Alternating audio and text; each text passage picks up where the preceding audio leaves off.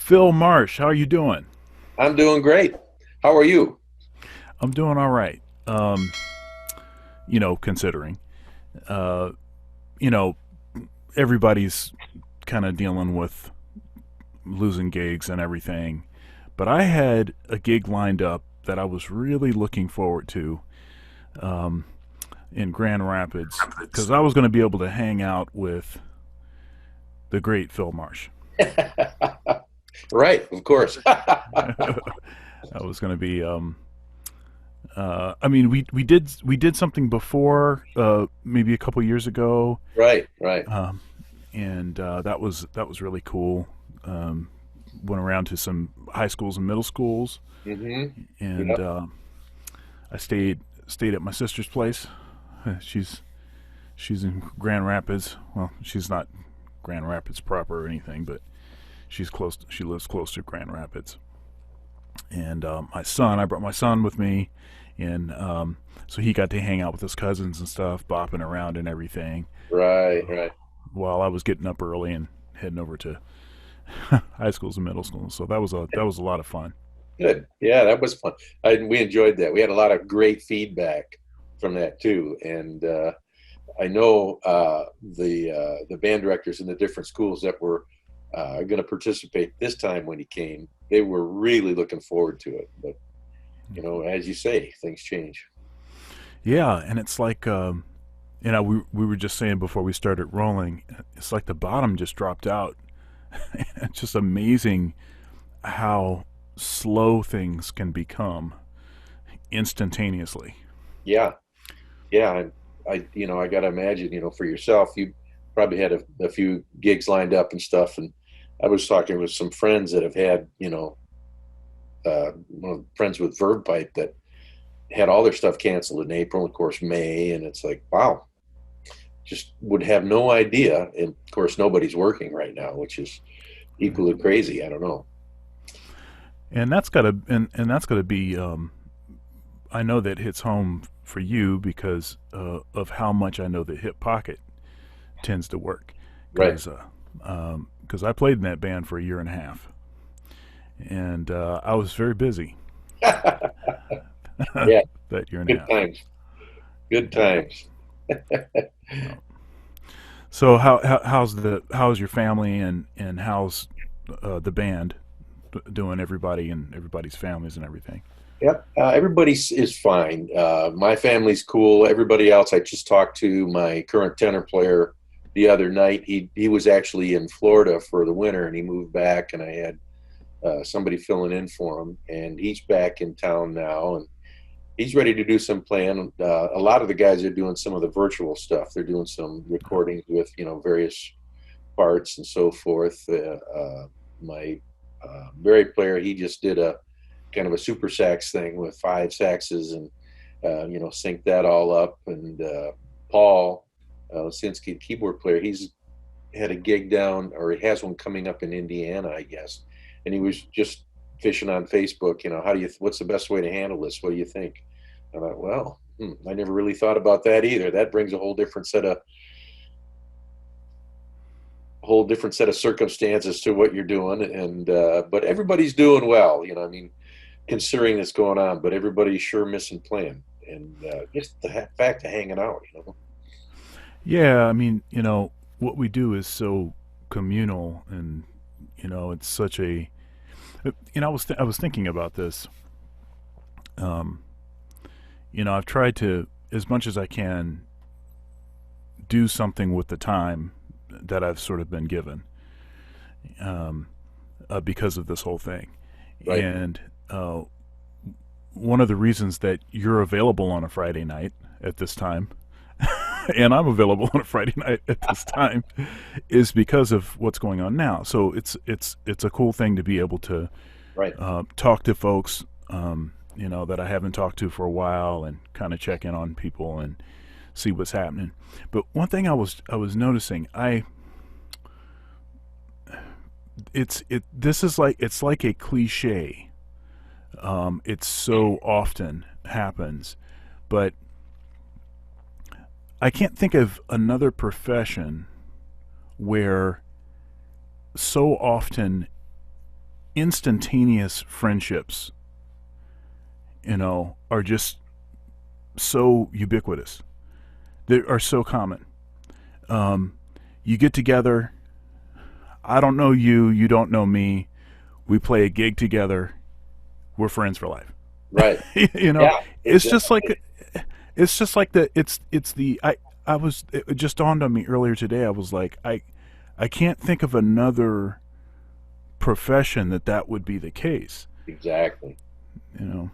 Yeah, and a lot of other professions, you might meet somebody and uh, do a conference or something like that, and you don't see them for the longest time, and you actually lose touch and forget about what's going on. But with the whole gigging community, uh, whether we're playing together or whoever, somebody always knows. Hey, I saw Sean, or Right. Right. it's just it's always going on. So it's kind of cool.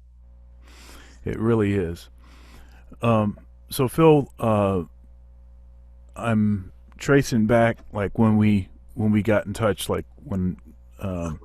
So it seems like you were looking for a saxophone player, and you contacted Western Michigan University, and uh, and the saxophone professor there at the time was Trent Keniston.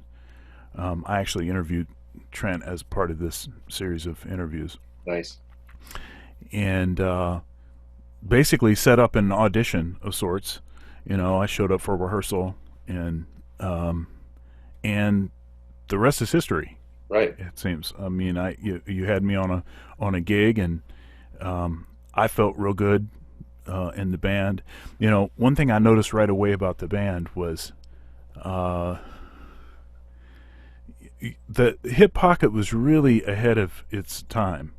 I mean, you had lighting, you had uh, uh, in-ear wireless monitor mixes, wireless microphone mixes. Let's see, um, four horns, uh, full complement of singers. Guitar. Of course, you're the guitar player. You also sing.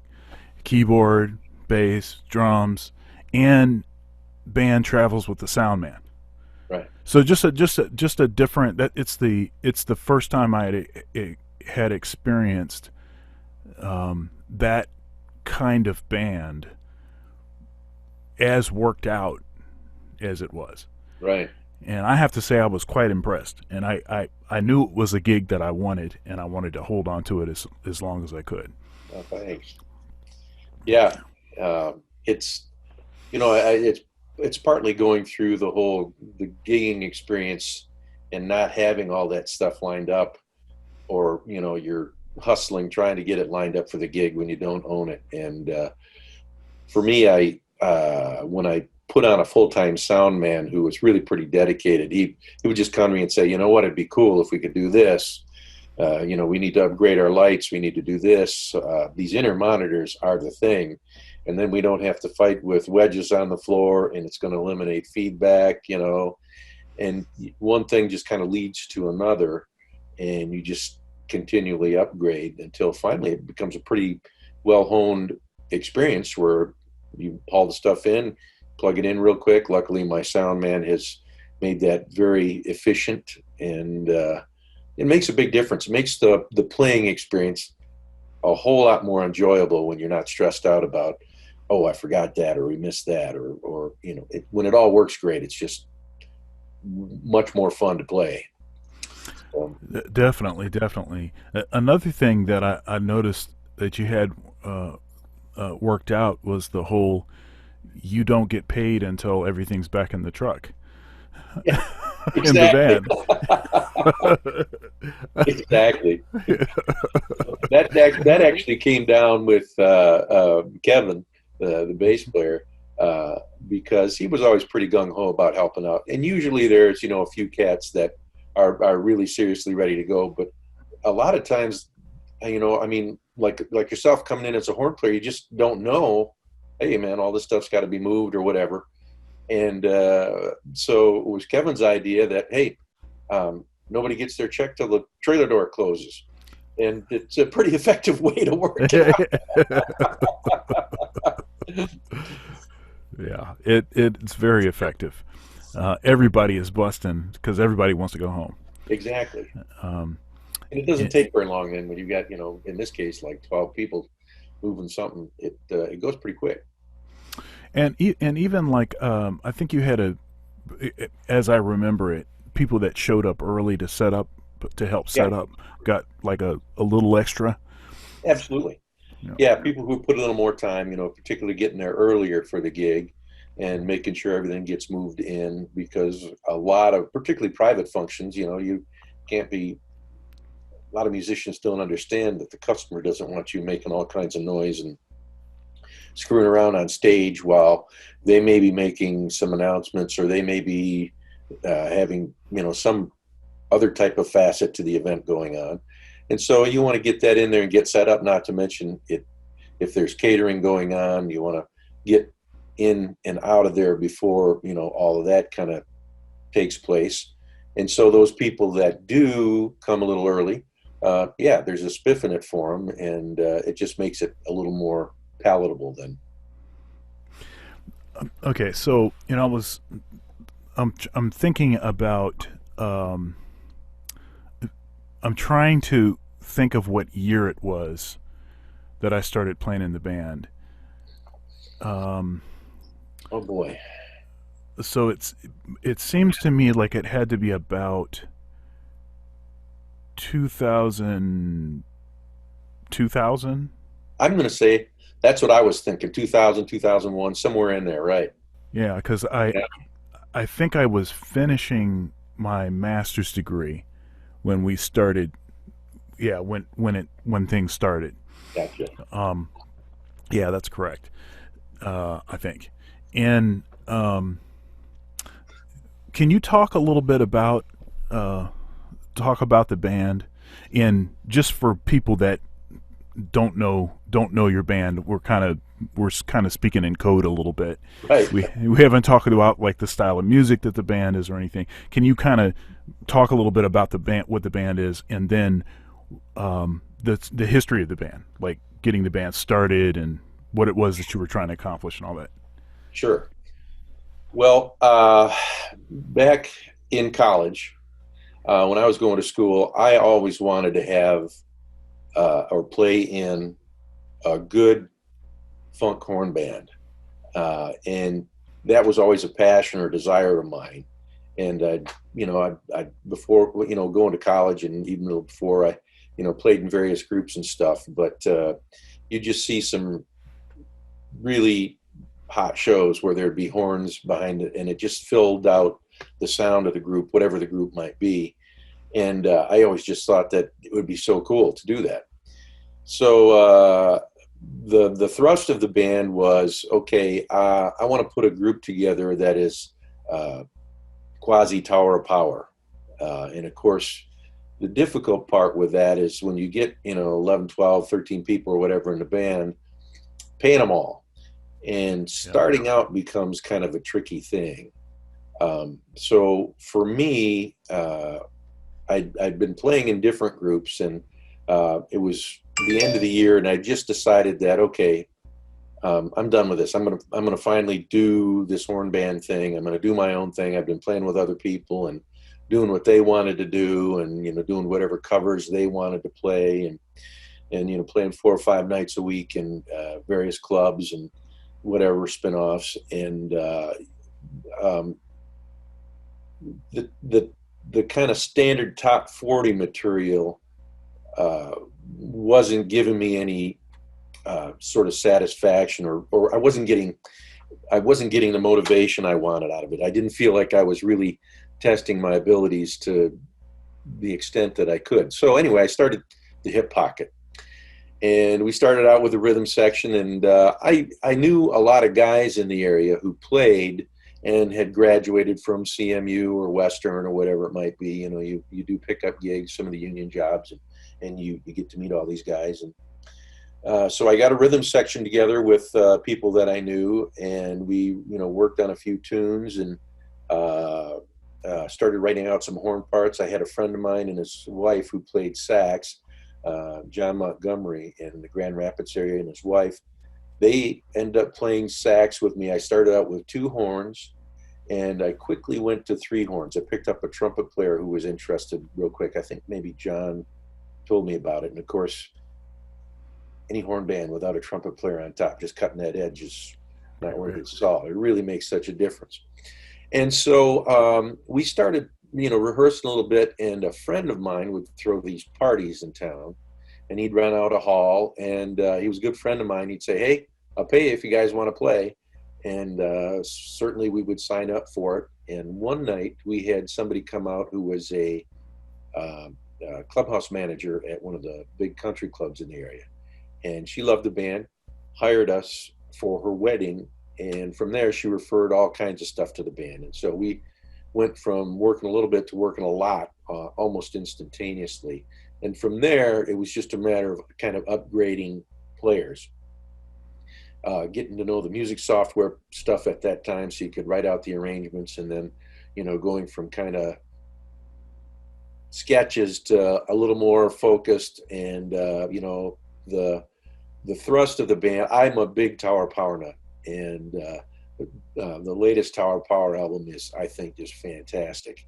Uh, Great arrangements and all that stuff. And as you listen to it, it's a challenge to write out. It's fun to play, and it's a challenge to work out a group that can perform that with any kind of uh, professionalism. And so that was always, I started moving more in that direction. I added another horn player, so I had four horn players: a trumpet, um, tenor sax, trombone, and bari sax. And having a couple of singers, male and female singer, made a big difference. Full rhythm section. And then you, as people come and go, you try to always upgrade the players, and that's kind of where you came in too. I was I'd done various union gigs with Trent, and that's kind of the most fun experience, is just keeping in touch with some of these guys. And then when you need somebody, I don't know how many times I've contacted him. Hey, any tenor players? Do you know any whatever trumpet players? I had a couple of my current trombone player is a Western guy, and I had a trumpet player with me who was working on his master's at Western, who was from Ukraine, and he was a lot of fun to work with too. And so you end up getting, in that environment, you end up getting some great players, but they're also focused. They actually want to play, and they want to play well, And if it, like minds think alike, and so then you just start upgrading your arrangements, and one thing just kind of leads to another, to the point now where I've got 12 people in the band. I've got two male singers, a female singer, and four horn players: trumpet, tenor, trombone, and bari, and then guitar, bass, drums, keys, and then my sound man. And I got to say, it is so much fun. I still have as much fun playing today as I've ever, probably more so playing today, because as you improve, the current group of players are just terrific players, and they all want to do it. It's not, well, I'll go out and take a gig. Most musicians, yeah, I got to play in a band or whatever, and they hate the guy standing next to them on the bandstand, and that's no fun either. And all of my, I figured that out a long time ago. Don't hire anybody that you don't want to spend time with, or anybody else in the band, because it makes such a big difference. And then you have a much more cohesive unit, and just the whole eye contact thing, when people are thinking alike and they enjoy each other, just a little eye contact. You can take a tune and turn left here, turn right here, and it can, and just take a different vibe real quick. Right. So that's kind of where it all came from, and how I got to be where it is. So with a band of that size, um, okay. So I mean, you see all these, um, you know, uh, after what was the name of that show on VH1, and it would basically, it was talking about, you know, bands after they broke up, this Yeah, yeah. and you always hear all these like crazy stories about all this stuff that was going on and everything. And um I think people don't realize how challenging, how hard it is to keep a band together, Right. um, because you're dealing with creative personalities, and you have to, you know, like, when do you lay the law down? When do you give people some grace? Um, who should you really not have in the band because it just kind of, Holds it down. yeah. I mean, what are your thoughts on that? And how have you been able to keep this band together and constantly improving over time? Um, you're always thinking about, if you have to replace somebody, all right, who would I replace them with?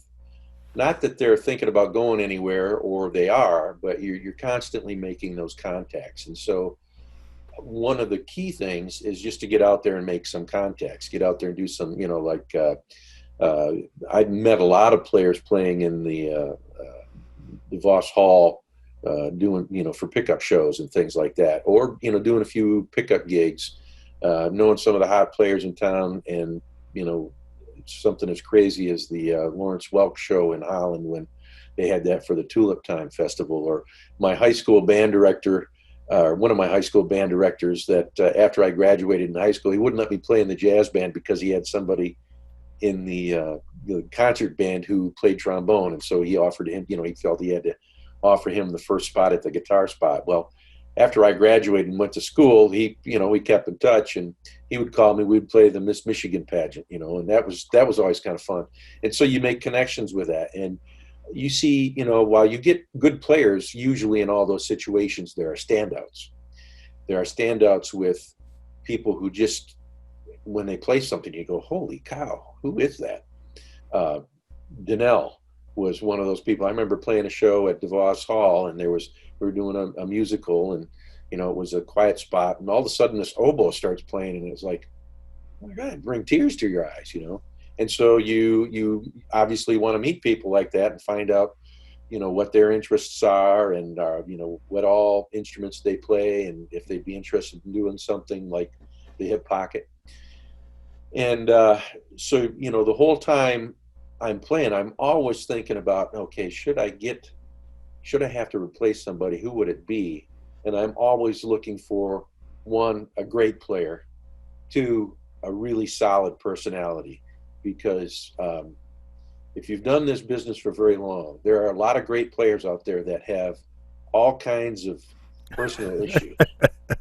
And it's like, man, being a babysitter is not any good. I'm not a counselor, and I don't want to be one.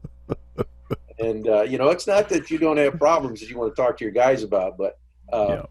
you don't want to sign up for a headache that's just not worth the time. And so you look for those quality individuals, those good players that are just solid as a rock, and that will pay off. That always pays off. And again, like people, usually those people have been around uncomfortable situations themselves, played in groups where it wasn't so fun because somebody didn't have their personal stuff together. And so you attract like-minded players, like-minded Right. individuals, which is a big deal. Right. So, Um. So Phil, can so how old is the band? And not that long ago, maybe it was, I think it might have been about 5 years ago about or 5 years something. ago, yeah. We had a big celebration. Yeah, yeah. So how old is the band, and then what was that mile mark? Uh, this year, the end of this New Year's, I believe, is the 30th year. Oh my goodness. The first gig was on New Year's Eve, like 30 years ago, Mhm. and the thing 5 years ago was the 25th anniversary of the Hip Pocket, and we had a number of guys come back that some of, well, you knew most of them, I think, and they came from all over. You from Columbus, from Chicago, from all over the place, from Detroit, and it was just really cool. It was a lot of fun.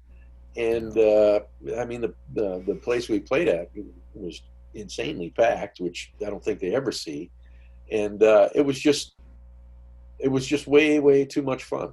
but yeah, there was a 25th reunion, and everybody was ready to come back and play. That says a lot for the people that you play with too. That if you do something like that, that yeah, I want to participate. It's not like, no, there's just some people there I don't want to hang out with. It just says a lot about the individuals in the group at the time too, which was really gratifying, and enjoyable, So, uh, but yeah, Yeah, it was really great to see everybody, it was. and now I mean, you've had a lot of great players in the band, but Dorico Watson Oh yeah, played in the band. yeah, Uh, Reek, you also had John Wirt, drummer John Wirt. John Worth, Uh, let's see here. You had keyboard player. Justin, Uh, that's right, Justin Justin Avery. Avery. That's Yeah, right. He was in the band. yeah. Um, He's doing vocal coaching now on American Idol. yeah, yeah. I mean, he had a jetpack on his back. Yeah, he did. He was gonna you know Fly. yeah, Yep. yeah. So okay, so you got to tell us about uh, how you grew up, your home life when you were growing up, maybe some of the stuff that was some of the music and stuff that was happening around the house, um, and when did you decide that music was going to be your career? Well, let's see. I was born in Rogers City, Michigan, and lived in Metz, Michigan, which is essentially just four corners in the country. Very few, very few houses, or just a couple little very very small stores there.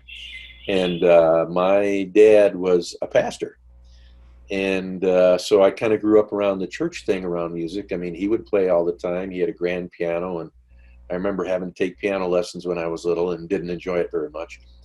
And but it was a good thing, You never enjoy it when you're doing it. And my first recollection of uh, really kind of, wow, that's cool, was my dad was always kind of into the techie stuff at the time, and he bought a stereo, a nice stereo system. And the first record that I remember hearing was Ella Fitzgerald, Hmm. and that I just remember, I can hear her singing now. A tisk in a tasket, and I think back at that now, and I don't even know if my dad even really understood what was happening for me. Because I remember he also had a piano and organ store, and when we moved to the Muskegon area, he had this store, and he had a guy that was giving guitar lessons there, and a salesman too, played piano. And I would watch that guy, and I was about 10 years old at the time, and I just watched the floor and answer the phone when my dad would have these class piano lessons in the basement. And this guitar teacher, he says, you get your dad to buy a guitar, I'll give you free guitar lessons. And that was like, wow, that was the biggest thing in the world, because guitar was way cool at that point. Hopefully it still is, I don't know. And but after about 2 weeks of me chewing my dad's ear off, I ended up with a guitar. I ended up with an acoustic guitar, and it wasn't bad, but it wasn't great by any means. And I started taking guitar lessons, and I started to be able to play. And this guy I was taking lessons with wasn't he wasn't Joe Pass or anything. And so I got going on a few things, and I learned how to play, and or at least I thought I learned how to play. I got to be somewhat good as he was, and I started playing in some church things, some vocal group type things there, and just not really getting passionate about it. And then in high school, when my oldest sister went to college, she was studying music, and it started to spark a little bit. And I decided I wanted to get a little more involved. And she says, "Well, why don't you take some classical guitar lessons?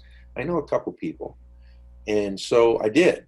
I started taking classical guitar, and I fell in love with that pretty quick. Got pretty serious about it all through high school. And when I was senior in high school, that's when I decided, I think, I'm going to go into this music thing a little more seriously. And so I decided to go to the community college, and I was going to major in music and went continue with the classical guitar, because at the time there wasn't really any jazz guitar stuff being offered. You could take jazz guitar as like a secondary instrument, but there wasn't anybody on faculty there who knew anything about jazz, and that was unfortunate. But I did have a really good jazz teacher in the area who was he was I shouldn't say he was a great player, but not so good of a teacher. And at the time, being a guitar player, you don't come up in band class playing in symphonic band or whatever, where you're reading music all the time. And so my reading chops weren't that great. And so he puts me back in Mel Bay Book One, and it's like, here I'm playing in the jazz band in college, and I can read chord changes, and I'm doing okay with all that stuff. And I tried to get him. Finally, when I'd go to lessons rather than work on Mel Bay, I'd just try to get him playing, and then I'd watch him play. And oh, what are you doing? Okay, what scale are you using? What's going on there? This, that, and the other thing. And after a couple of years of that, you decide what you want to do, where you want to go. And of course, the guitar thing is at the time was still kind of an unusual thing. I mean, there were just very limited schools that were really doing it well. A friend of mine that I grew up with was a good bass player, and he was going to go to North Texas State. And so we went down to North Texas State together and checked that out. And that was a great program. And I thought very seriously about that. There was Berkeley, and then I was also thinking about Miami State and the Guitar Institute of Technology out in California, Hollywood, which was kind of new at the time. And I had the opportunity to fly out. I had a cousin in San Francisco.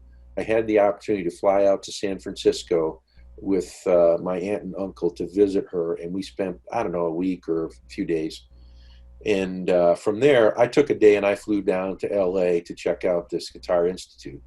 And I went there and saw the place, and absolutely fell in love right away. The people there were very cool, and signed up for that. And that's where the burn really happened, because we had Pat Martino on staff, Howard Roberts on staff, Robin Ford on staff, Jeff Berlin on staff, Joe Percaro Sr. on staff, Ralph Humphreys on drums, Ray Brown, and these you'd hear these people play, and you can't help but get inspired.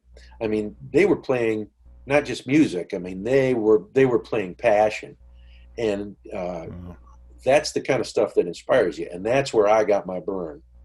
And that was one of the coolest experiences, even, as I think back at it now. And then coming out of school, it's like, okay, now what are you going to do? Well, LA wasn't my scene. And, the whole idea with GIT at the time was, well, I'm going to go here and get really good, and I'm going to be a guitar session player, and I'm going to take Larry Carlton's spot. And of course, Larry Carlton didn't really want to give that spot up. And LA wasn't my scene. So I came back to Michigan, and I just started playing around in some different groups, and you just kind of work your way up to this group and that group. And you get your learning chops together, not only about playing and performance, because it's not just playing. You have to learn how to perform. You have to, people want you to look good on stage. You can't just stand there like a bump in a log, because most people listen to music with their eyes, not their ears. And so you have to look like you are really engaged when you're playing. And of course, then the better you play, the more you stand out. And that's where as you go through different groups like that, you find out that, the next group, I'm going to make sure that there's not somebody in the group like this person over here. And you kind of make that step up all the time. And you hopefully look for a better and better group, and you're going, if you're not going forward, you're going backward. And so it was just a matter of steps like that. And just being able to play some of the pit shows that I've done. Some of the traveling players have been really fantastic. You don't usually find two guitar players on a show, but I did one with guitar player Al Vescova, who was he's an older cat from LA, great guy, great player. And we ended up hanging out, because those guys, they don't have anything to do when they're hanging out in their room. So we ended up hanging out during the whole week of the show and taking them around to stores and things like that. Well, it turns out he was good friends with Dave Grusin, and he would talk about Dave Grusin and some of the jam sessions that Dave Grusin would do, and how Dave Grusin could play anything, and he could play anything in any key. It didn't make a difference. He was just one of those gifted people, and Hmm. it was just all those kind of things inspire you along the way to say, I just can't sit here on my duff. I've got to sit. I've got to dig in a little bit harder, because there are bigger and better things out there. And as you do that, I think you become more satisfied with music in general, because if you're not pushing yourself, you get into this rut of mediocrity, and you really have to stay on that edge and get out of your comfort zone and say, yeah, I'm comfortable with whatever else is, what I'm doing right. It's like, no, you have to really search it out and go for it. Something that you've said a few times in different ways is the thing about, um, you know, when you are sort of upgrading your situation or when you're moving on to another band, you want to try to make sure that there's certain personalities that aren't there that maybe aren't going to benefit you. Right. And, um, you know, when I talk to my students, I have mentioned, you have to sort of, you have to decide why you're doing what you're doing, and then you have to have other people that are doing it for the same reasons. Right. Because if you have even one person in the band that the reason they're doing it is they're doing it to hit on chicks and for beer money, Right. but you're doing it because you would be miserable without it. Right. It's you have to figure out how to find the same kind of folks. Right. And one thing I've noticed, um, it can be lonely being the person that always is trying to level up, Hmm. because most people, 99%, 95% of people, a very high percentage of people, they get to a certain point and they're never going to get any better than that, and they're Yes. satisfied with Right. what that is. And here comes in this other person that they're challenging the status quo, they're doing all this stuff, and a lot of people can't handle that, They get and they don't. intimidated. Yeah, and they won't even know. They won't even know why they're acting the way that they're acting. Right. It just makes them so uncomfortable that they can't. It's just like I got to get away from this, you know. Um, and so trying to be to find people that are in it for sort of the same reasons, doesn't have to be exactly the same reasons, but it just at least has to be, I'm trying to improve, I'm trying to make myself better, I'm trying to make the folks around me better. I want to play challenging music. I want to do stuff that's inspiring, and it maybe it's not popular music that Right. I'm doing, but it's the stuff that I want to do, and I Right. want other people to be in it like I'm in it. You know. Um, yeah. It's interesting that you say that too, because as a person becomes more focused with wanting to be a better player, uh, you got to spend a lot of time by yourself in a practice room working on that stuff. You're not just going to magically pull it out, and then you got to get out and use it on the gig and really try to stretch with it. And sometimes because you get focused in that, you come around other people. Maybe they're let's just say lesser player for the sake of that, not or whatever. One of those satisfied people, and they see that, and they may think you're kind of standoffish because you're focused and you really want to go someplace, and they don't want to do that. And it's like, I remember when I was at GIT, I had so many really light bulb moments. Robin Ford is one of my favorite players and inspirations. Oh yeah. And I remember we'd walk down this hall, and they'd have these offices set up for open counseling. And if you wanted to cut class or whatever, you could, or if you had time, you'd walk down this hall, and whoever was sitting there, if the room was open, you could go in and get a one-on-one. And, you could do that with Robin. You could do that with Jeff Berlin. You could do that with Howard Roberts. We'd have Joe Pass come all the time. And, of course, when he'd come, all you could do was stand on somebody's shoulders to see him. But I remember Robin was so cool, because at the time he played with Rocco, or with Jaco Pastorius, and he was doing his own album thing, and he was playing with the Yellow Jackets. And I went and saw him with Tom Scott in the LA Express, and I walked down the hall, and here's Robin sitting at this desk in this office, and there's some other cats in class ahead of me. They were in there, and they were, I popped my head in, and they said, "Hey, Robin, man, we're putting together a fake book, and we're transcribing the tunes off your solo album, and we just want to, are these transcriptions correct?" And Robin, as cool as he was, man, he looked up at me, he says, "Well, I guess you're going to rip me off. They might as well be correct." And he goes ahead and corrects the stuff and hands it back to him. And some cats wouldn't be that cool. Oh yeah, a lot of cats are not that cool. Yeah, exactly. And it was just one of those moments of, okay, because Robin was way out in front of everybody else, playing wise.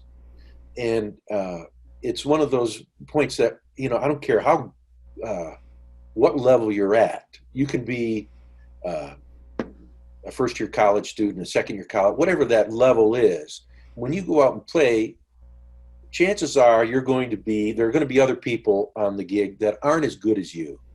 And that was a lesson for me of how you treat those other people on the gig. Right. Mm. And while I may be more serious of other people on the gig, I want to be cautious not to sort of let them think I'm standoffish or whatever, right. Sort of be magnanimous, and, so I think that's a big part of being a real player too. So. Yeah. Now you're a teacher. Yeah. You teach lessons, and you've been helpful to me in my guitar playing. I asked you some questions, and you quickly sent me some PDFs, sure, which I need to use more of the quarantine time to cater to. But you sent me even like on Facebook, you sent me a couple videos, like you videoed yourself doing something, and you were like, "Hey, check this out," sure. And that stuff is very cool. And I want to say, first of all, I really appreciate that. It's not necessarily the experience that I have with other guitar players, or just with other instrumentalists, of which I'm starting to play their instrument. Sure. They're kind of like, "Why don't you just stay on your instrument? Right. I'll play my instrument, and don't ask me about my instrument. Just you stay over there, and I'll stay over here." But you've been very generous and helpful, and I appreciate that. It tells me a lot about the kind of teacher that you are to your students. It seems like you'd give them the shirt off your back kind of approach to teaching. Can you talk a little bit about your teaching, and maybe even like why do you want to teach? Why is that important to you? Yeah. Wow. Are you ready? Well, there are a lot of people out there that teach just because it's a source of cash for them, whatever. I absolutely love teaching, and I think that love of teaching the whole teaching thing comes back to me to GIT, just seeing some just phenomenal players that were really high caliber individuals, and just love to, this is what I know, and let me share it with you. And so then, as you work your way up teaching, you think, well, yeah, I can teach. I've taken lessons. I know how to do that. I can follow this book, or I can follow that book. Anybody can follow a book. And it doesn't take a whole lot of genius to do that. I mean, music is music. Music skills are basic. It's how to teaching becomes a matter of how to inspire somebody to want to really learn how to play or show them. So I don't care if it's, I mean, I enjoy beginning students. If they, you show them that first lesson, they come back the next week and they come back smiling and say, I got that. That was the coolest thing, you know, and I look at my job as teaching as that. Um, because I'm sure, you know, too, you've probably, you know, had various lessons with a lot of different cats, you know, and I'm referring to sax probably here. It's like I've had a lot of guitar teachers. And boy, when I was 17 years old, if I could have sat down with somebody like me, who knows? Who absolutely knows? Now, maybe when I was 17, I wasn't ready for somebody like me. But there again, you know, I've got some young kids now that are just, uh, I always shake my head and kind of go, wow, you know, they're in middle school or high school, and they're really working hard, you know. And we may not be going through, they'll ask about theory, and we may not be diving into it to go through, you know, giant steps or something like that, but they want to understand the mechanics of it. But then we're working with transcriptions, and you and I have talked about this before too. You know, as you're learning a new tune, one of the things you want to do is listen to how other people do it and transcribe some of those phrases. You know, music is the one thing where you want to learn somebody else's material, steal it, and make it your own. It's not plagiarism for us. That's how I improve. A friend of mine, Kurt Ellenberger at Grand Valley State University, we talk about that. You know, and you have to make that part of your regimen of transcribing, and I don't care what it is. So if you have a new student, maybe it's, you know, the lamest pop tune that you ever heard in the world, but you got to make that exciting for that student, so that they want to learn how to play it. And as I tell all these, particularly young students, you know, the best reason in the world to learn how to play an instrument is I love that song and I want to learn how to play that song, because that tells me that you're going to practice it. If I just give you some exercise of mine or some tune that I want you to learn, you're going to go, yeah, okay, I think I'm going to go, you know, bowling or skiing next week. I don't need to come in here. So my teaching experience has been all about trying to, you know, communicate how to get around on the guitar, which uh, which was, to this day, it was one of the most inspiring things for me from GIT, because you can learn the mechanics of an instrument, but then it's a matter of, let me show you how to play the instrument. You know what I mean? And guitar is kind of an unusual instrument in that there are so many different stylistic things. I mean, there are burning country players, there are burning jazz players, burning fusion players, burning rock players, burning classical. I mean, and it's all a little bit different perspective, and but it's all done on this, you know, same thing. And so when if you're paying attention to all those different styles and you're trying to communicate that, you can really light a fire under a student, whether they're new, intermediate, advanced, wherever they might be, by just saying, hey, look at this. You know, they go, oh yeah, that's cool, what's going on? Well, let me show you how it uses this chord or this scale. That's what I love about your book, man. As you're going through some of those changes using the octatonic scale or whole tone, half tone scale, and it's like, oh yeah, I don't know why I didn't think of explaining it this way. I just think it's cool as heck, you know. But those are the things, the shortcuts that you can show somebody to get them working now with maybe something that they hadn't thought about, a little more in depth, that really gets them thinking and inspired and makes them appreciate better music. So yeah, the teaching thing is something that I absolutely love, and it's so much, it's so enjoyable when you get students who really want to learn how to play, and then you figure out, you listen very carefully to where they're at, what their level is, and then give them that, and Yeah. turn them loose, you know. Yeah, it's interesting because when I asked you, um, you know, about some material, a particular thing that I feel like is missing in my playing, it's that whole sort of chord melody, thing. And Right. so you didn't skip a beat.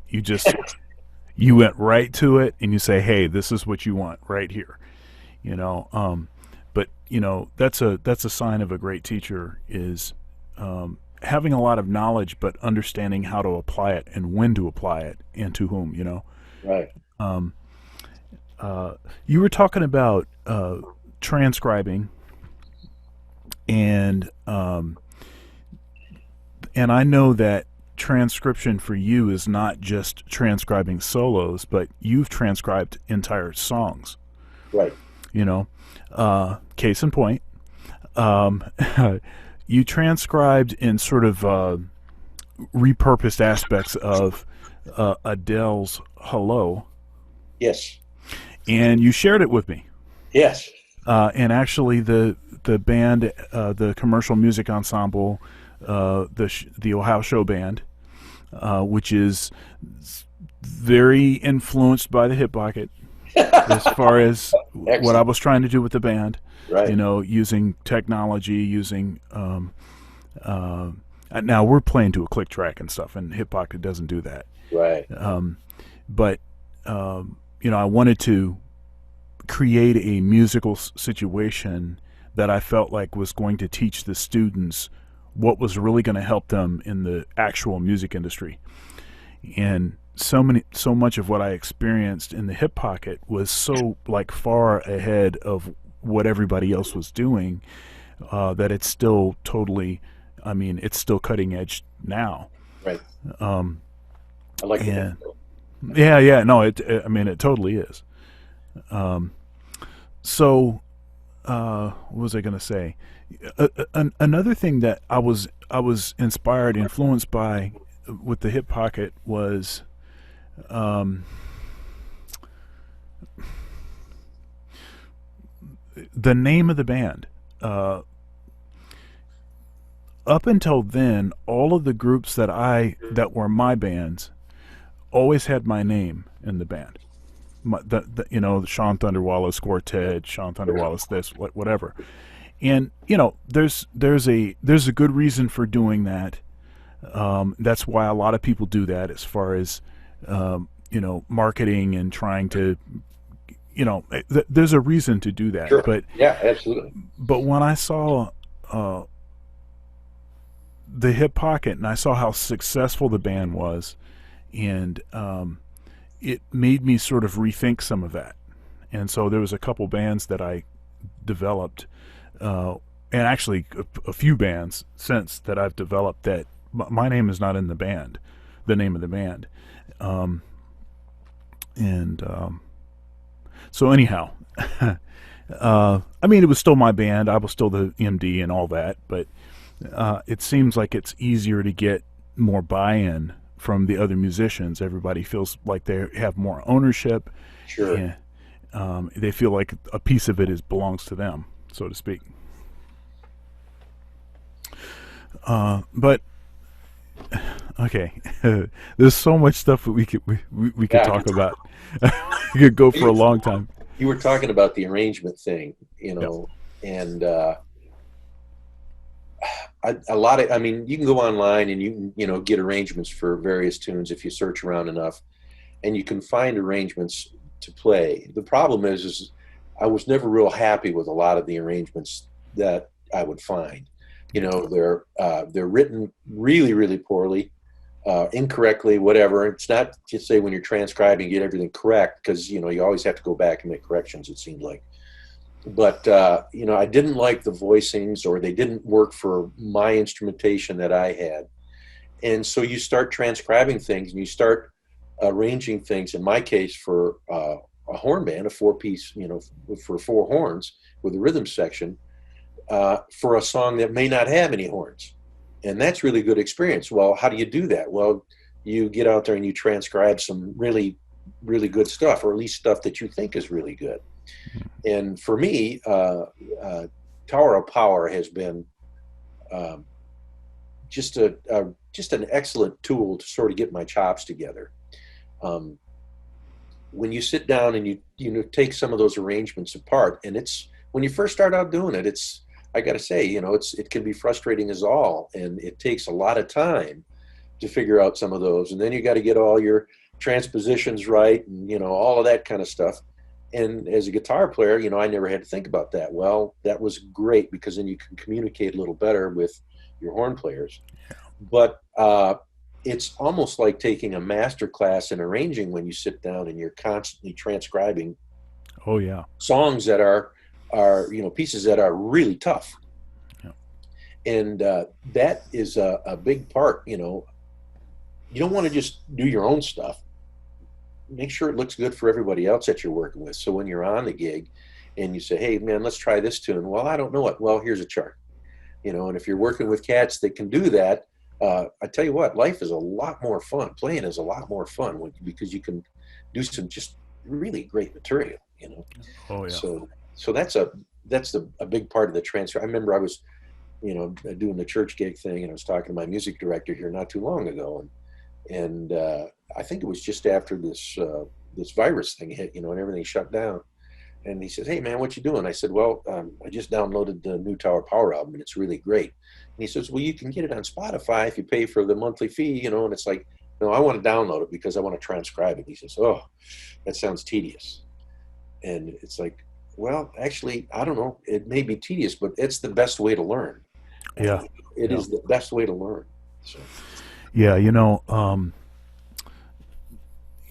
It's such a great way to learn that in my, I think I've changed this. I'll probably bring this back, but in my advanced improvisation class, or I think it was in the second class actually, one of the final projects was actually to transcribe, an entire song, all of the parts, and it would tend to have like at least a couple horns, and it wasn't a standard. It would be an original tune. It would be something that there didn't exist any ink on yet, yeah, um, and because I've personally learned so much about arranging and composition and everything by doing a lot of these transcriptions. yeah. I transcribed for a church for an Easter service, Via Dolorosa Oh by boy, Sandy Patty. yeah, Everything, orchestration, everything. yeah. Okay. There's two guitars on that. There's well, one of them's a classical guitar. So you're You playing know, that now too? uh, well, it's interesting because this was before I started playing guitar. Gotcha. Um, but it was one of the experiences that I had that caused me to say, okay, I'm writing for guitar a lot. I should learn how to play guitar. Yeah, it's interesting that you mentioned that. Because out of all my years of playing in different groups, pit band stuff, whatever, casino gigs, I've only had two conductors who knew anything about how to talk to a guitar player. Only two. And even then, it's probably not what you'd think about. It is one of those instruments. So it's like a horn player. You can kind of, all right, you can figure out that you got this note and you got this kind of dynamic and you get slurs and blah blah blah blah blah.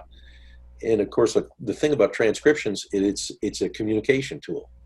Yeah, And the clearer it is in your mind, the that's easier right. it is for the performer. That's right. That's right. And so doing what you're talking about, it's like, well, that's a lot of work, but it's just fantastic stuff to do. Nothing more gratifying either. Yeah, I mean, I know that song very well, and I know everybody's part. And as soon as something is not right, I can stop it and say, "You Wait, just played. You're not looking at the key signature there. There's a key change there. You played a B flat instead of a B natural. Please take a note." I mean, it's very.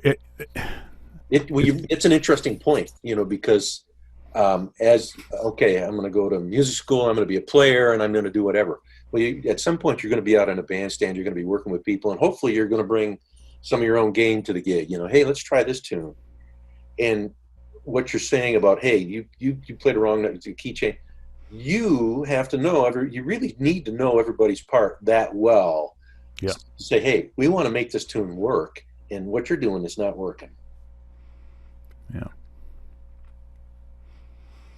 Yep. Yep. All right. Okay. So let's talk a little bit about, because we talked about teaching and we talked a little bit about arranging and transcription and things. Um, I want to ask you about practicing. Yeah, So this is uh, so I don't practice the same things that I used to. right. Um, I I think I've become more efficient, and uh, whenever I feel like okay something's rusty, I can go back to it. I may have like a routine of playing certain things just to get warm, but then I tend to go right into the stuff that I'm interested in, Mhm. and it's either um, project oriented stuff, like okay I've got to record this thing. Like I've done a few of these multicam Yeah, projects, right. and so it'll be like okay I need to make sure that I can play this music. It could be because I tend to program very challenging music for my own band, and the stuff that I write is very challenging for my Okay. jazz group. And then the group at Ohio State, the faculty group, it's very progressive. So we're playing. It's not sight readable, Right, right. Exactly. and even like chord relationships and stuff are spending some time. So I tend to program stuff that also sort of makes me have to practice. Um, and but then I have like certain general kind of musicianship things that I'm still trying to work out. Like okay, you know, I have this pattern here. What if I reharmonize that pattern? To be more of like an augmented pattern or something. Can I play that? Can I hear that? So there'll be things like that that are happening. That's more or less the way that my practicing goes. It's different on different instruments because I'm not in the same place of development Right. on some of the instruments. So there's certain rudiment things on the stringed instruments, which were the instruments I added last.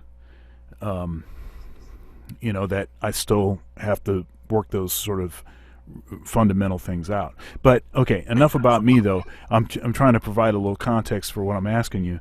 Um, what are you practicing now? What are you um, what are you hearing that you're not satisfied with? That you're and what is it that you're working on to address that? Well, as you start out, you got the whole scale thing and all 12 keys, and you do the melodic and harmonic minor and all the different stuff, and you go through all the different modes of all that stuff, and uh, you get into a mindset of uh, a practicing ritual, Mm. and it's okay because when you're doing it, you kind of get addicted to it, and of course that's how you get good. You're working with various technique and speed and all that stuff, and you got to have those technical exercises. But what I right now what I've learned is I wish back when I had started somebody would have spent a little more time telling me about practice listening, trying to play, Mm. listening to play over changes like what you're talking about. When you have, and not the easy stuff. It's important to practice the easy stuff because you're going to do some gigs and you got to sound like you know what you're doing on the easy stuff. And you think, well, it's easy. I'm going to be, no, I don't want to just play notes that are okay. I want to play notes that inspire not only everybody else, but me, that when I play it, I go, yep, that worked for me. Because going back to Robin Ford, every time I would hear him play at school, it was like, holy cow, how come I can't make, I mean, it was just every note you just hang there. Scott Henderson has a couple of things that he talks about in a couple of instruction videos that are just, he's just a gifted educator. Mm. And one is just taking a simple little reggae thing of doing a one chord to a four chord to a five chord, a bar of the one chord, and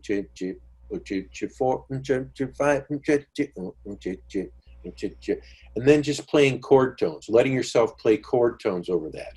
And one of the concepts is just to play rhythms and use chord tones and stop thinking about it. Well, the thrust of the whole thing is think about phrasing and contour.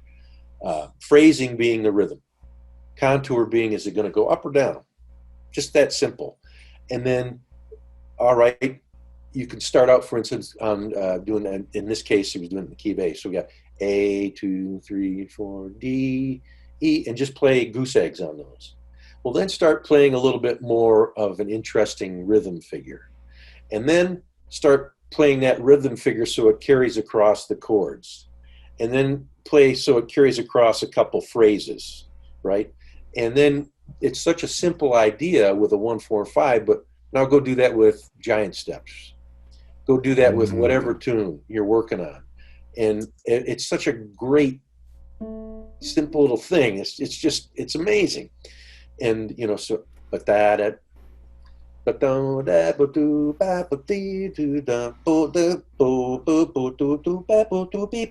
right? And Mm. that kind of a thing, right? And it's not only fun to practice for me because it kind of brings you back to the fundamentals of, it's really about what sets you apart is your rhythm and your phrasing. And yeah, it's you have to relate to the chord what's going on, and when you can hear and pick those notes, and it's just second nature to you, you're just going to play better. You're going to sound better. Most well, you know a lot of, I'm sure you know a lot of guitar players. A lot of guitar players don't. They just kind of, oh, in that key, there's a bunch of notes. In the uh, they don't really say a lot, you know, and really getting to where you're really talking is the difficult part on any instrument.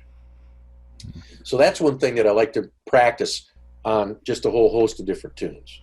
Uh, I watched one of your things on YouTube. It was one of your classes in your studio there with somebody, and I don't even know if I caught it. Was but you were soloing to Body and Soul, and you must have been talking about phrasing to it because it was like, ah, that's Body and Soul, and you should be able to tell that from somebody when it's just them playing that solo line, right? It's like, oh, I can't figure out what the heck he's playing. Well, no, it was very obvious. And that's the whole goal, right? And so we get back to that little reggae thing that I just mentioned. But he has a number of different things like that. So one of the biggest things that I'm working on now is um, I like to take the diminished, the octatonic scale. I like to take that and use that in as many ways as possible. And when I say that, whatever the chord that comes along, if it's a minor chord, well, how can I, you know, you do the dominant thing going into it. But one of the things that I really like to do is, let's say I've got an A chord. Well, I'm going to use the a D7 chord with the half step, whole step thing on the D7 because that that gets into this really funky territory. But you're going to place that differently on how you playing, where you're playing that in the measures to resolve it back to the A chord. Then say also using that same scale over an E7 chord while the A chord vamp is going on, right? Mm. So now I got a 5-1 versus a 1 going to a 4 chord or whatever, four going to a 1 chord or a 5. And so how you place that in the phrase has a lot to do with everything. But there are so many notes there that give you such a palette, a lush palette, that it's it's just a lot of fun to mess around with, and then try and take that through changes. But I like to do that, and you know, I work with the standard stuff. I have found that just, you know, working through 1-6-2-5 change your rhythm changes. You should be doing that every day. Giant steps is, I think it was Moody who said, you know, somebody asked him, how do you learn how to play giant steps? And you just play it until you know it. And that giant steps is always a tune for me that, you know, I listen, you go to jam sessions and somebody yells out, hey, play giant steps. And I always wondered, why do you want to hear him play giant steps? Do you understand what that tune is about? Or do you have any idea how difficult it is? And are the people playing it really doing it any justice, or are they just getting through it? Mm. Because when I hear whatever the tune is, I'll use giant steps as an example, I want it to sound like Robin Ford's playing it. Right. You know, I mean, I want to hear that kind of passion and that kind of soul and whatever. And you know, a lot of times when you hear it, it just kind of gets lost. And it's like whatever tune you're playing as you're trying to solo over it, it should just the person who's listening to it should just sit there with their mouth going, "Oh, that really worked for me," you know. And then there's the whole chord melody thing, and that gets back to teaching, where somebody brings something in and they want to, you know, they want to learn how to play some chord And that's very exciting to just sit down and work with somebody who's just getting into it, because you think there's some magical thing involved, and it's not. Here's the chord, and now you get so many voicings that you want to work with, and now how do you want it to sound like Joe Pass, or do you want it to sound like Alan Holdsworth or whoever? And so I always, one of the things that I got out of uh, when I got out of GIT, that it was kind of impressed upon me, is you need to pick a few players, half a dozen players or whatever, and you need to steal some of their licks. You don't need to have a dozen of them. You just need a couple, two, three licks of theirs that are like signature, and then you need to be able to use them anytime you want them, so that you can sound like this guy, that guy, this guy, that guy, whoever it is, and but yet weave yourself into that.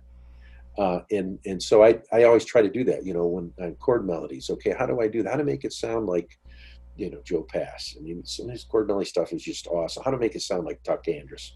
I mean, that because those are guys that are taking you out of the box. I mean, Joe Pass is Joe Pass, but Tuck Andrus gets you out there. I can't think of the cat's name right now, but there's another guy that I really like to listen to. That is just like, geez, it's amazing, you know but trying to do that with whatever those types of things, with whatever tunes that I'm practicing. In terms of the hours, it's not the 3 or 4 hours a day that it once was, because one, I don't have that time, but two, I'm more focused. Right. Yeah. Once you get that technical stuff down, all you need to do is, like you say, you're going to warm up, get things going, and then let's get to it.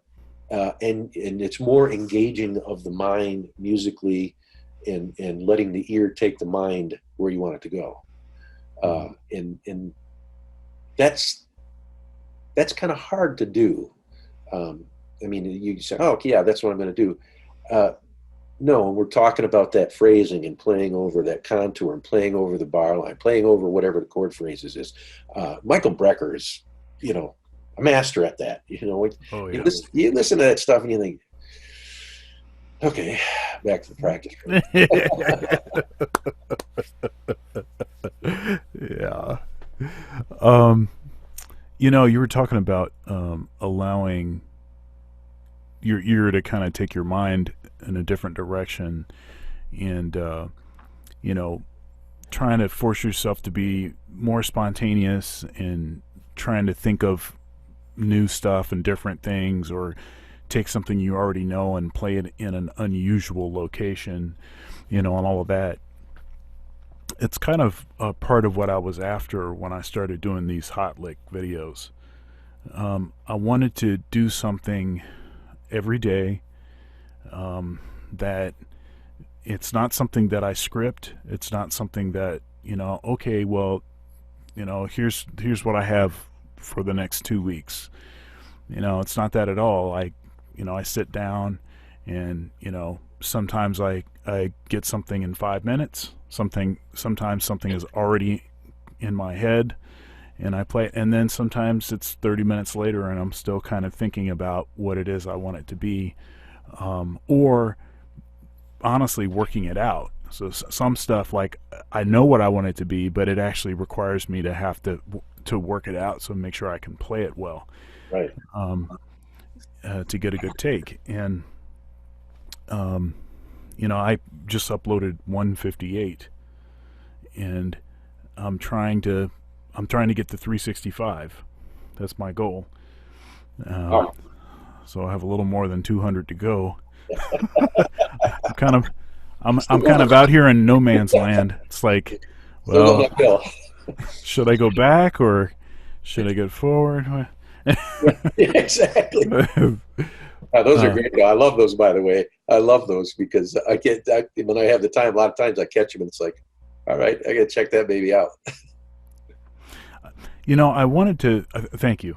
I wanted to do something to, maybe encourage other folks or to inspire other people, give them sort of a seed of a thought.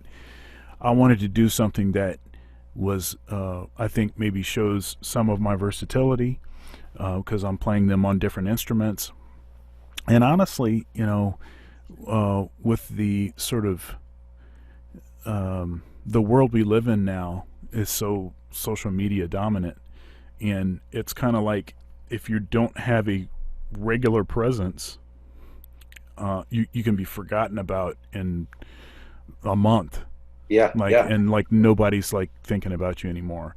right. And and I never want to be the person um, that is trying to sort of validate myself based on the number of likes I get, or make myself feel important, or show off to people by the magnitude of the people that I'm pictured with, or any of that kind of stuff. But the fact is that now it's like, if you don't do certain things, and if you don't do them consistently, the students that I'm interested in recruiting, they're going to be they're all about social media. Yeah, oh yeah, And so it's like, I have to kind of play the game. right. So I mean, now don't get me wrong, because I enjoy what I'm doing, and it's not like I'm, you know, it's not like a little minor dentistry or something, dental Yeah, work. right, It's right. not like that or anything. I enjoy it, but it's an adjustment. It's definitely an adjustment, and I'm an introvert. You Yeah, know, I'm with you. so at all my gigs, to like, oh, I haven't played with this person before. I should go and get a picture with them. And um, I don't want this to be weird or anything. And I don't know. I'm just It's not the whole playing thing. You kind of go through school or whatever, and you think, boy, when I get out, I'm going to play. And it's like, no, now you got the business aspect of it that you yeah. actually have to take care of, and it takes a lot of time and dedication, as much as your craft is. And there's good and bad there. There's sometimes you just kind of feel like, I don't want to do that, but and then there's other times like, yeah, okay, I'm good for this. Let's make it happen. But yeah, I can relate to that. So I want you to talk on that business side of it. I mean, you do all the booking for Hip Pocket, um, and I mean, from just doing the booking for stuff that I'm doing, and none of my groups are playing as much as the Hip Pocket is, as consistently. So that's got to be. We're probably playing about the same right now. Oh, right. We're right. That's why we're talking right now instead of playing. Right. Uh, um, but I mean, I'm playing a lot, but it's not in my band. So it's like other people are handling all of the administrative, all the phone calling and stuff like that. I just show up to the gig, Yeah. do my part, and go home for most Yeah. of the stuff that I'm doing. And but it seems in your case, every single gig, every single Hip Pocket gig, you're on the hook on both sides of you're playing, but you also had to handle all of the business and in developing the relationship with the client and all of that. Can you talk a little bit about that? Well, yeah, that's the business aspect of it. That's the work aspect of it. It's almost like I can hardly wait for that downbeat to start, because then I can just do what I do. I can just do what I play. I don't have to worry about all that. Yeah. But you have to, if you're playing for events, private events, you have to be concerned about your customer. What does your customer want? And while I'm not necessarily, we're going to do this tune, we're going to do that tune. Hip Pocket kind of, we do, a fair amount of that, I guess. But we're going to do some music that I find satisfying, and that has to be done really well if you're going to be playing it for people who maybe aren't as into it. And so you have to communicate all that stuff when you're setting it up. I work with a couple of agents. They'll call and want to set up a day. Hey, do you want to do this or whatever? And you have to decide things like, okay, do I want to make my guys travel that far, or do I want to? Okay, one thing you don't think about if you get real busy, do I want to make my guys play that much? Because most of the guys all have families. And it's like, this takes them away from their families. You got a rehearsal sometimes, and then you got, once a week maybe, and then the gigs, and everybody thinks, well, I'm just going to go play. Well, you were talking about gear and equipment and all that Yeah. stuff. Well, you got to get there to get that stuff moved in before guests arrive, and then you got to sit around and wait until you play. You're looking a lot of times, you're looking at, 10, 12 hours of screwing around before you get home and take your shoes off. And Hmm. so that's one thing that I think a lot of musicians think, well, no, I don't want to do that. I'm just going to show up and play. Well, we can show up an hour before and play. Well, there's the professionalism of and the respect of treating your customer the way you would want to be treated. Mm. And that means coming in when they get to whatever that event is, and letting them know ahead of time that this is what you're going to do, also that customer. But all that stuff is up and ready to go. So it's like, oh, we got a gear problem. This issue is bad. This is, no, that's all been checked and worked out before anything happens, so that when the Or downbeat happens. or Utch and Such forgot their neck strap. Now I don't mean to cut in or cut you off there, but you have you have a tote of miscellaneous supplies. Yes, my sound man has been very good at that over the years. And the guy that you replaced, he would always forget a neck strap, always forget his strap for his horn. And so my sound man, he would just buy I don't know where the heck he got them all, but he would always have these things. Every once in a while he'd say, I need, money for this or whatever. So I'd cut him a check. And so he would fill that out with simple little things. And, but yeah, I mean, and those are things which, finding people that are good at their jobs really takes a lot of weight off for you too. As you're booking something, you're setting up an event, I can pretty much count on him to take care of all that detailed stuff. I might check in with him once in a while. Hey, do we need anything? What's going on? We just recently upgraded our board a few years ago, and went to a nice digital board with all the great effects. So you eliminate the big sidecar rack and all that stuff, and it makes setup in that a whole lot easier. But with the wireless stuff that you're talking about, hey, do we have enough batteries? All that kind of stuff. The occasional neck strap thing, or maybe your Barry player's out of reeds, your tenor player's out of reeds. Or do you have any of that stuff backed up, ready to go? And maybe there's a little valve oil sitting around for the trumpet players and all that stuff. Man, I learned that from you because let me tell you, uh, I've had some gigs where the drummer showed up and forgot his bass drum pedal, Right. or where the guitar player showed up and he forgot a patch cord, or we needed an extra extension cord or power strip because the client forgot to make sure that that stuff was squared away, or such and such didn't bring a music stand, and we're reading charts all night, Right. and it's the other horn player.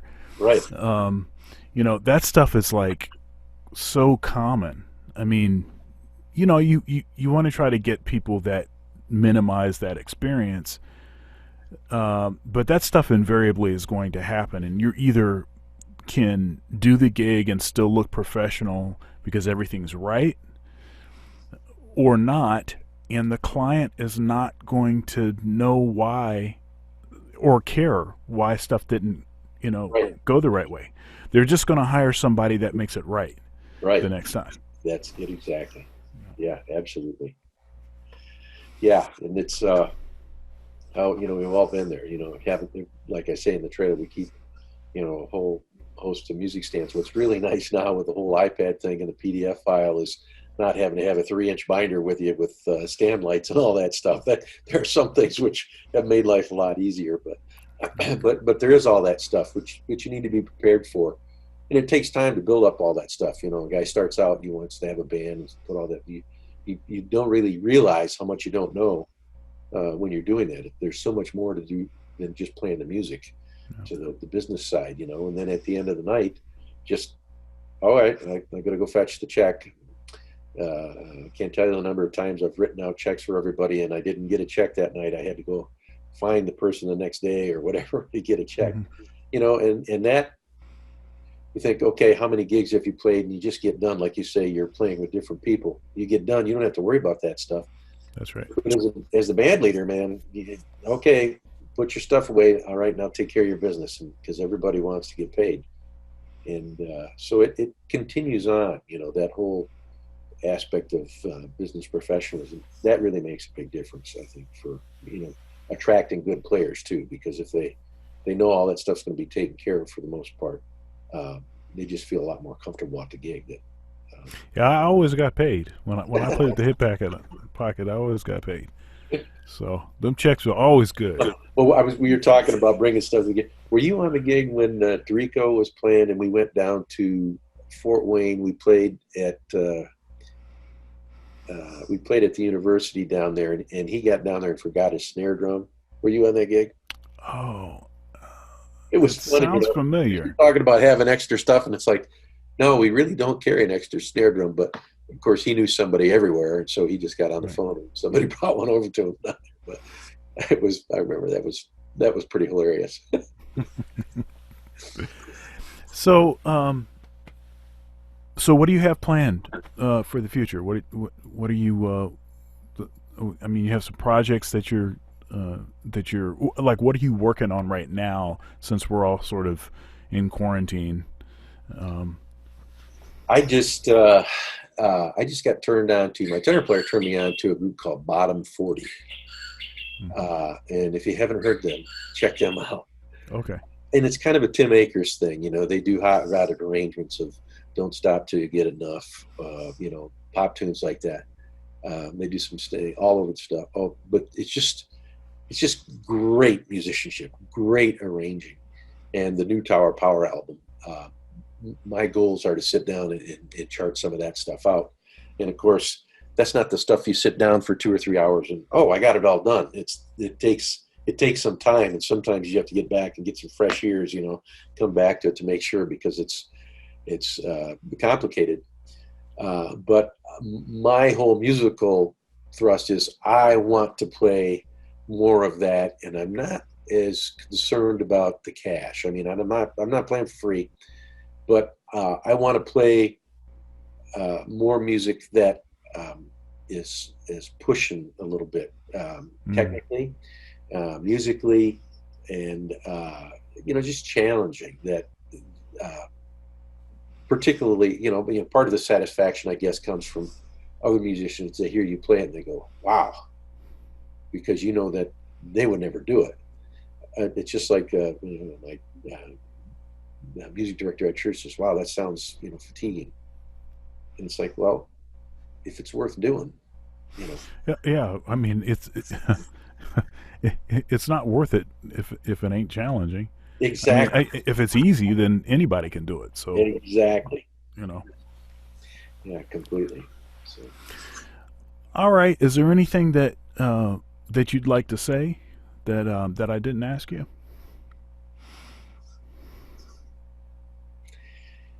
Not necessarily. I guess in terms of other musicians out there, if they're going to school, is really get passionate about you and what you want to do. You have to cover all the other stuff, but you've got to play for you. You've got to play meaningful stuff for you, and that's not always an easy venue to find. But you really got to search that out, or you just kind of dry up. And the stuff that you may like may not be popular, and so you've got to be aware of that too. But you absolutely have to go after that, because it's one of the most gratifying things, as you know. I mean, sometimes you play something that's like, that's probably not going to make it to the radio, but it sure was enjoyable. And, Oh yeah. you know, so that would be one of the biggest things, I guess. Well, Phil, thank you so much for your time and your Absolutely. energy, and thank you for your dedication for all these years, Yeah. and Back at you. thank you for um, your generosity and all that you've done for me. And Yeah, I could keep doing this. I for a long time. You've meant a lot to me, and You too. that gig, that playing with the hip pocket has been a transformative series of moments in my life. It was time that I constantly reflect back on, and um, uh, it's time that I miss, and it's time that that I talk to my students regularly about, because it was just such a formative moment for me. Right. Right. Well, cool. Yeah. Good Uh, people. That's all. all right, man. Well, I think that's all. That's all we got for this time. Maybe we'll have you back sometime Oh, good. in the future. But for now, I pray for you and your family, and pray for our community, pray for our world. We pray that we can get out of this thing as soon as possible and all get back on the stage Yeah. in front of an audience. Yeah. No. See ya. All right, man.